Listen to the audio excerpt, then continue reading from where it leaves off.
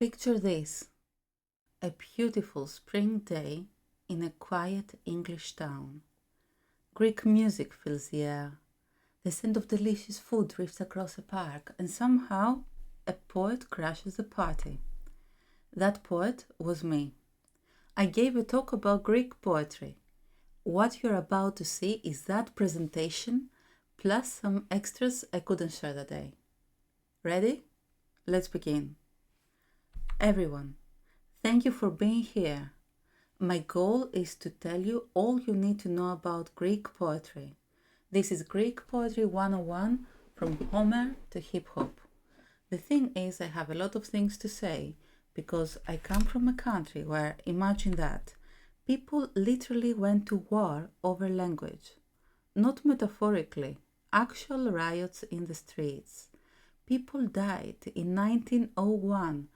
8 people lost their lives and other 70 were injured over the type of language we use. The country is Greece, and I'm about to show you why Greek poetry isn't just some dusty old books. It's a battlefield of identity, passion, and revolution. I'm Kira Karnezi, and until 2 years ago, I didn't even know I was a poet. I always liked language. I used to be a lawyer in Greece. Now I'm a published author and poet in Greece, but I live in the UK. Currently, I work in Liverpool, a place where one of our greatest Greek poets lived as a child. Keep the trivial knowledge, there may be a quiz at the end. But before we dive in the details, let me hear from you. When I say Greece, what comes to mind? I don't know what the audience said because they were not very loud.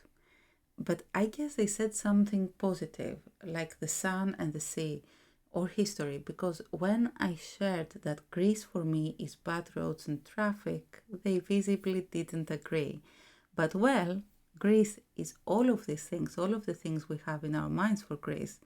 Greek poetry speaks about the light and the first wish of a man, carved in stone. The stones and the waves, hand in hand, a footprint that gathered wisdom in the sand. But it also speaks about a land that is closed, full of mountains that have the low sky as a roof, day and night. We have no rivers, we have no wells, we have no springs, only a few cisterns, and even they are empty. And this is because poetry was never separated from the lived experience, from the people who spoke the language. Take, for example, Homer's Iliad and Odyssey. They are arguably the most famous historical epics, but they also functioned as moral instructions of being Greek. Art in Greece traditionally had a purpose. These epics and other poems was how history was recorded, ethics were taught, and knowledge was preserved. But being Greek isn't just a nationality. Greece wasn't just a place. It was an idea, a dream passed down through centuries. From the ruins of ancient glory to the struggles of revolution, the poets saw Greece not only in history, but in the words we use to describe it. Our national poet urged us to consider national what is true. A country cannot be built on myths. It can only be built on truth, yet the truth is shaped by the stories we tell. Once upon a time, 1,000 ships set sail for a single woman. The Greeks waged war against Troy for 10 long years, with heroes clashing and gods meddling in their fate.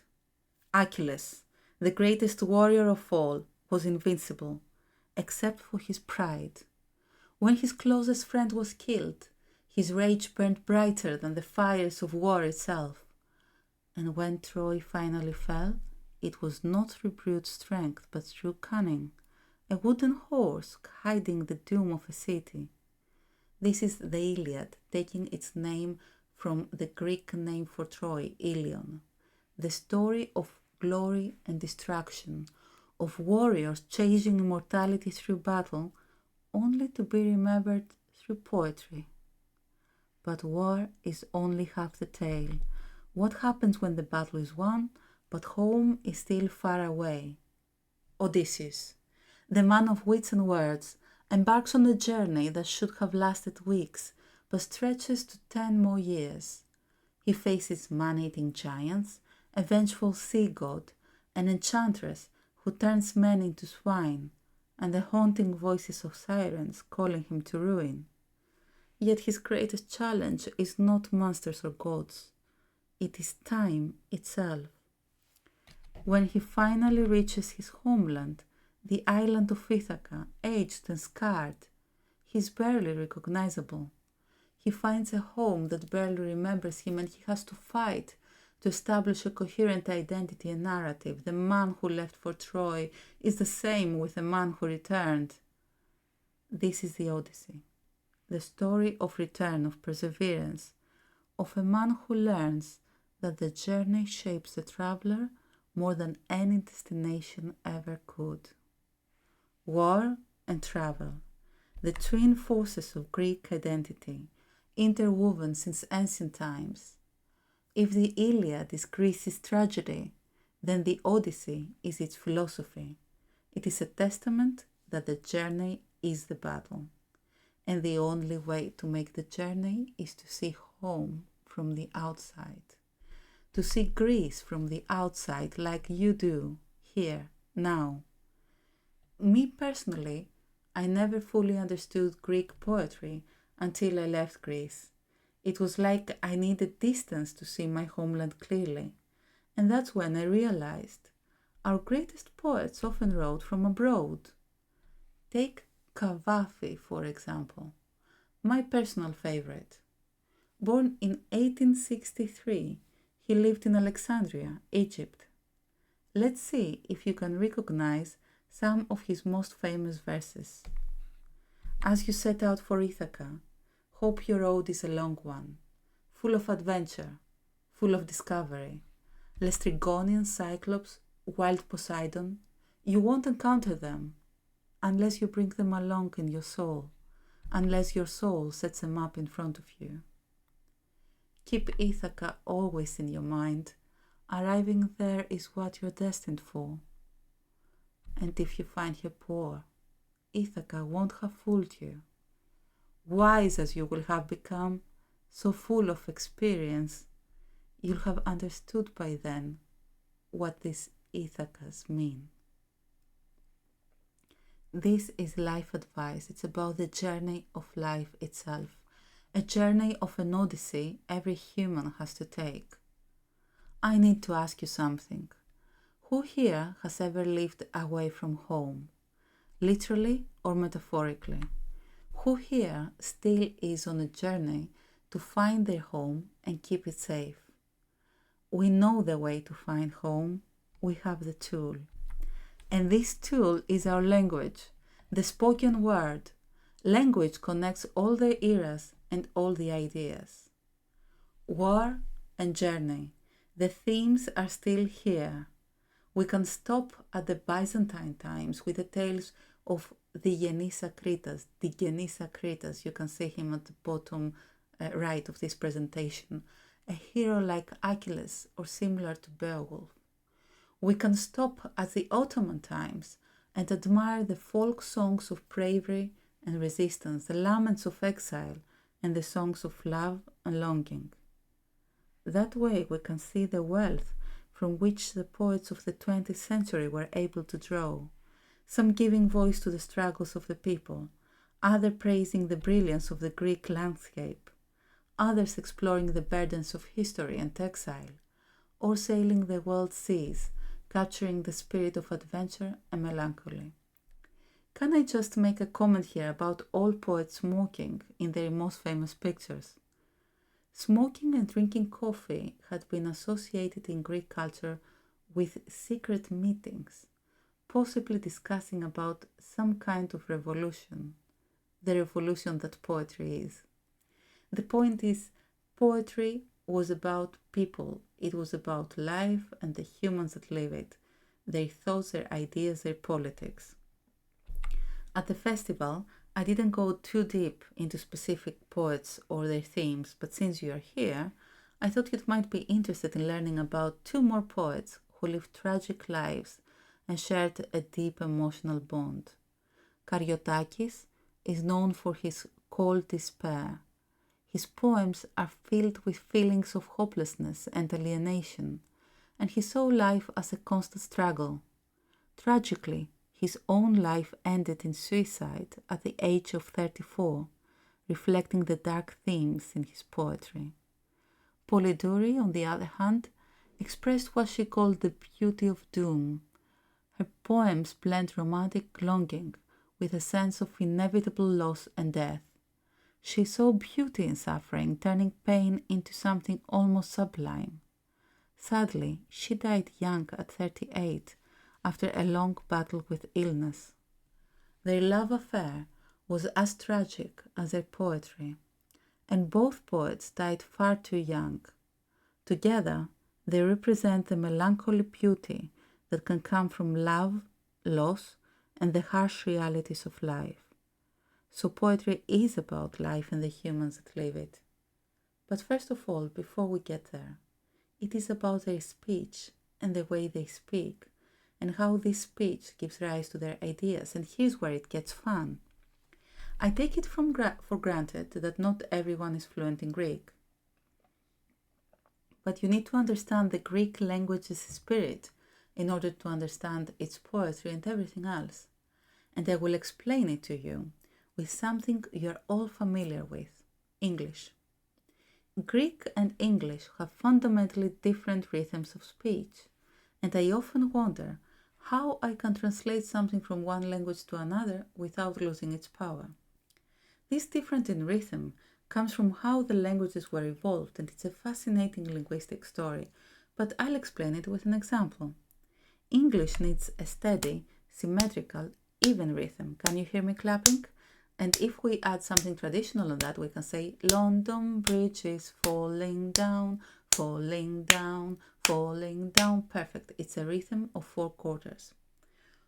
On the other hand, Greek needs an irregular, asymmetrical, uneven, dance-like, if you like, rhythm. An example of this kind of rhythm is 7/8. Μήλο μου κόκκινο, ρόιδο βαμμένο. If we go back to English, you can see that this happens with everything. And you can clap along with me, and we can say, Mary had a little lamb, little lamb, little lamb. Or if we want to get away from nursery rhymes, we can say something else. We can say, imagine there's no countries, isn't hard to do. It's because the English language is stress timed, which means it goes tata, tata, tata, and it lends itself beautifully to rock and pop music as we know it today. Greek, in contrast, stresses each syllable equally in terms of time.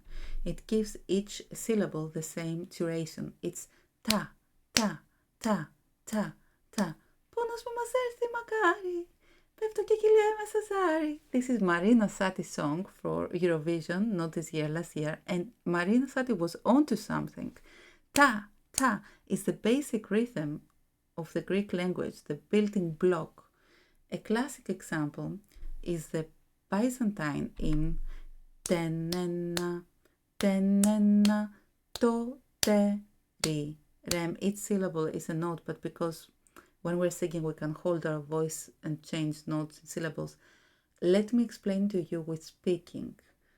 With my name. My name has equal syllables. It's Kira Karnezi.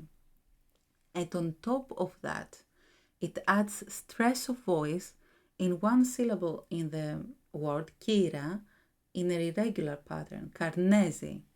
The word Karnezi has 3 syllables of similar length, but the syllable ne receives a tonal stress that makes it more prominent without significantly changing its duration.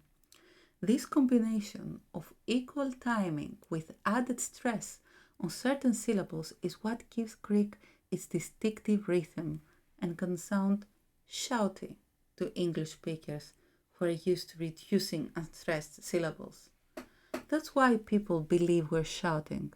We are not arguing, we are speaking.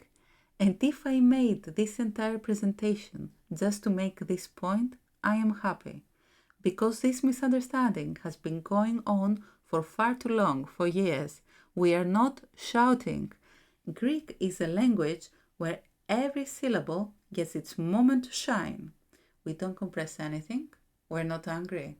We're just giving each syllable its proper weight. So, for example, if I were to sing an English song with a Greek way of speaking, I would say not London Bridge, I would say London Bridge is falling down, falling down, falling down. It's not that we are arguing, it's just that London Bridge is falling down. I hope that's clear. And that's why Greek traditional dance moves are irregular. The steps are irregular. They have gaps in their flow. I did demonstrate on stage, but I think the pictures here gives you the idea. It's basically asymmetrical versus symmetrical. And I don't want any musician to tell me that they have played on a different music score, because I don't speak about the time signature on the music score. I'm speaking about the underlying rhythm of the language that guides the lyrics. In English, it's always ta-ta, ta-ta, or ta-ta. It's 4 quarters and it's even. In Greek, it's variable, but it's always uneven. And before I go to the ancient Greek, I will use the presenter's prerogative here, because I want to share with you why I believe Sabrina Carpenter's Espresso took so many awards. While there are many reasons for the song's success, I've noticed its rhythm doesn't follow typical English patterns. It's not tata, tata, tata. She said, is it that sweet? I guess so. Say you can sleep, baby, I know. That's that me espresso. It's not English. It interestingly somehow resembles French prosody with end phrase emphasis. So it is like breaking the rhythm. In one of your interviews, she said that she wrote this song when she was in a cafe in Paris, which makes sense because the French language has the stress at the end of the sentence or a sub-sentence. You can say, mon mari, es-tu ici? You see the stress of the sub-sentence. So it could be, tu peux dormir, bébé, je sais, c'est juste mon espresso at the end.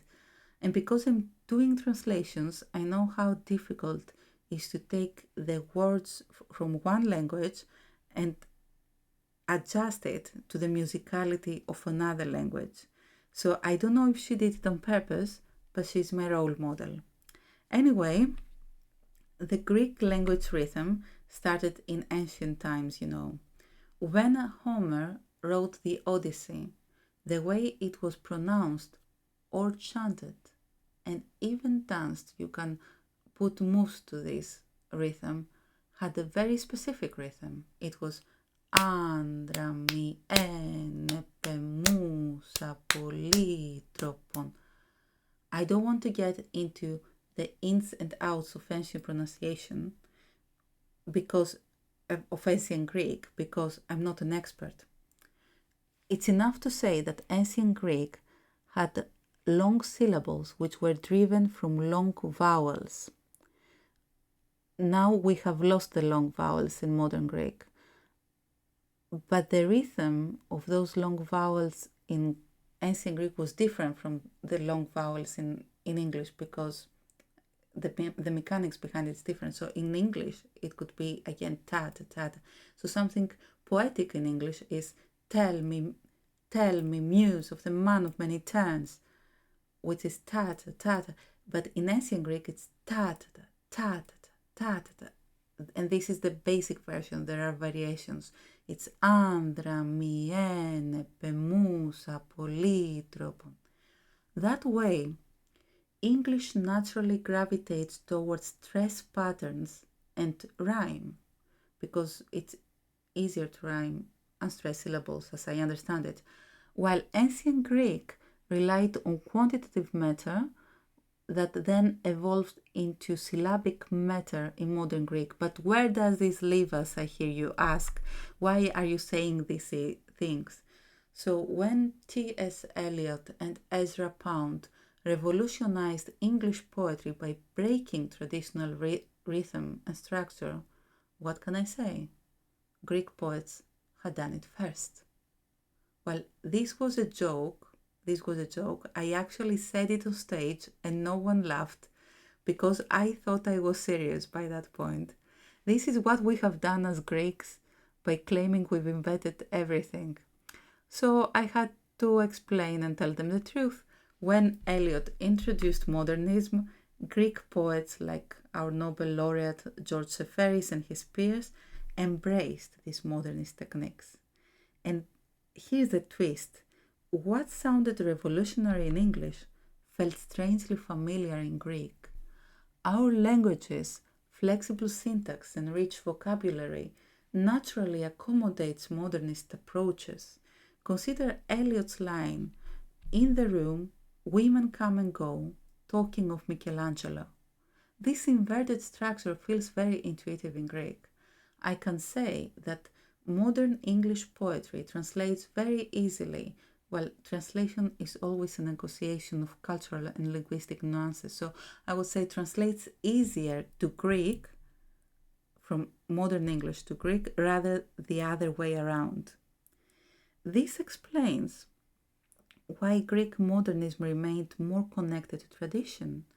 As the West innovated by reinventing Greece, Greece was not rediscovering something old. That would be an oversimplification.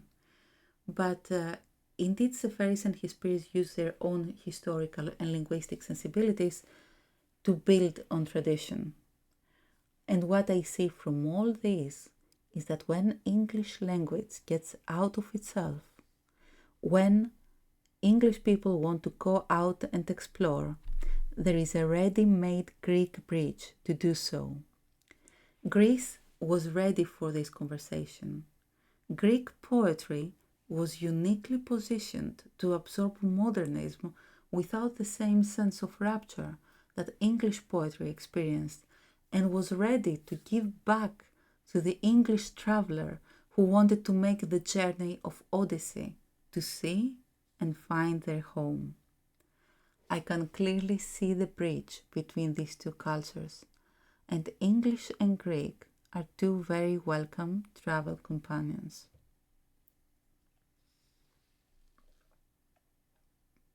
So you can see what the English can take from Greek, but what can Greek take from the English? A lot of things in this conversation.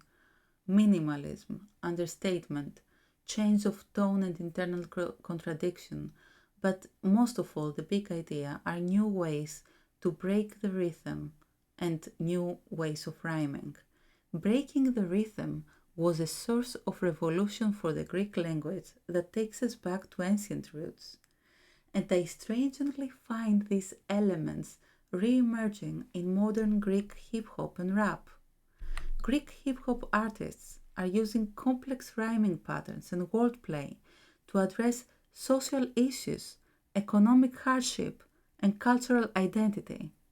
Exactly what our ancient rhapsodes were doing. Do you want to listen to some Greek rap? Why do you think it's easy to take asymmetrical lyrics, make them into symmetrical ones, and keep the same meaning and power, and deliver them on rhythm and with a flow on a stage? No, it's not. You'll have to do with my adaptation efforts. Spring this year is nowhere to be found. Hellos, is silence, give no voice, make no sound. Spring crossed the borders away from it all, like our children who left and left a black hole. In dead she was drowned, they put a noose on her neck. 57 lives lost in a winter train wreck. We called her a foreigner and pushed her aside, born to be broken and fate denied. Spring crossed the borders, dressed in total black, like our children who left and never looked back. This is poetry that isn't self-centered. While mainstream hip-hop worldwide often focuses on personal wealth, excess and status, some Greek hip-hop turns its attention outward, addressing what happens beyond the poet's own life. The rhythmic patterns that once made ancient rhetoric powerful in the Athenian assembly, that shaped Byzantine national identity through the epic of the Genisa Kritas or the Byzantine hymns I mentioned earlier, are now alive again in contemporary Greek music. And as I'm preparing to finish my speech, I hope you've glimpsed something of the Greek poetry's complexities and contradictions.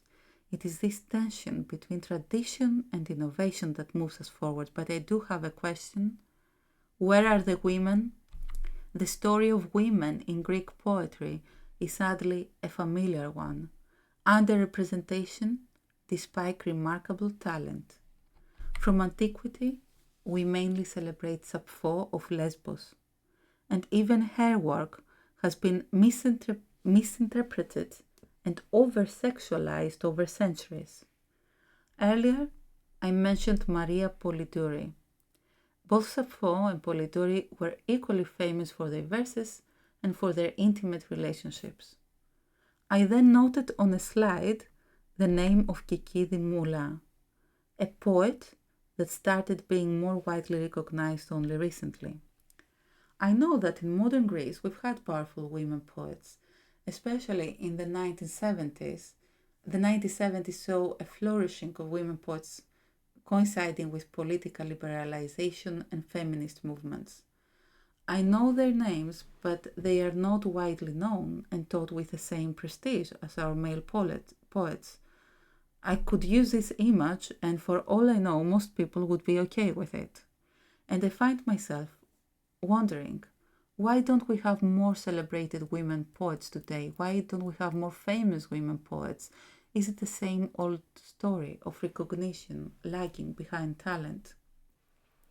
What I do find is women lyricists in our modern music tradition, and perhaps this connects back to the ancient connection between Greek poetry and music. Women found their poetic voice through songs when literary doors were harder to open. I don't know if I've opened a door that will allow all of you to enjoy more Greek poetry or enjoy Greek poetry more by speaking in this festival and doing the video to immortalize the experience. I know I will continue to write poetry and analytic books on psychology and mythology. You are very welcome to look me up online, and I hope my work will be like building bridges, a bridge between East and West, ancient and modern, all the dualities we Greeks are so familiar with. 2 years ago, I didn't know I was a poet.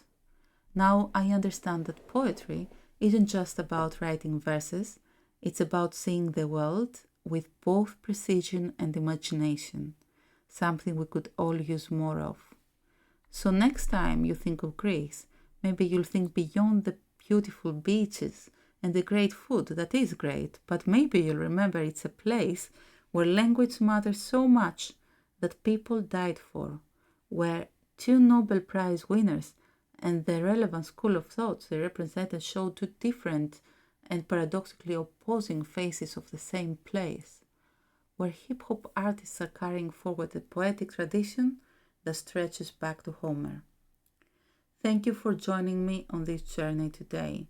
Before I end the presentation, doing these slides, I found this picture, and it's interesting that the architectural order in Greek is translated as rhythm. We don't say Corinthian order, we say Corinthian rhythm, Corinthiakos rhythmos. Rhythm creates the order of language, of the landscape, of buildings, and it is poets and engineers who stretch the rhythm's limits. If you have any questions, leave a comment, contact me. I'm happy to speak about poetry or about how to pronounce Droitwitch Festival, something I'm still working on in Greek. Ευχαριστώ πολύ. And I will give special thanks to the festival organizers who welcomed poetry into their celebration of Greek culture. To Paul James, chef, writer, author. Here you can see his Corfu Odyssey book, a book full of delicious recipes, traveler, and the man with a vision. To Matt Wells for technical support and for sharing his story about finding love in Corfu, which you can find on Buy Me a Coffee, and to Simon Berry and the Gardener's Arms. And top right, this is actually my dog, who enjoyed the views, good food, but just tolerated my poetry session. The end. Τέλος. Thank you all. I wish you the best. Να είστε καλά. Γεια σας.